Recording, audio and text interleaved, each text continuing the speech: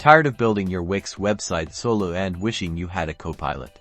I'm going to show you exactly how to invite someone to edit your Wix website in just a few simple steps. First things first, head over to your Wix dashboard. Once you're there, look for the settings option on the left-hand side of your screen and give it a click. Within the settings menu, you'll find an option called roles and permissions. Click on that. This is where the magic happens. Now, you should see a big, friendly button that says invite people. Go ahead and click that. It's how you'll bring your collaborator on board.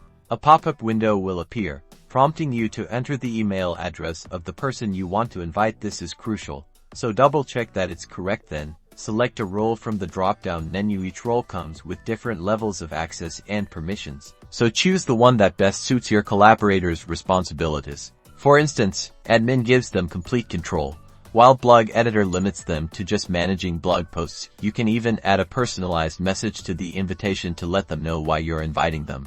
Once you've filled everything in, hit the Send Invitation button. Your collaborator will receive an email with a link to accept the invitation. Once they accept, they'll be able to access and edit your Wix website based on the permissions you granted. And that's it. Now you can collaborate seamlessly on your Wix website and bring your vision to life together.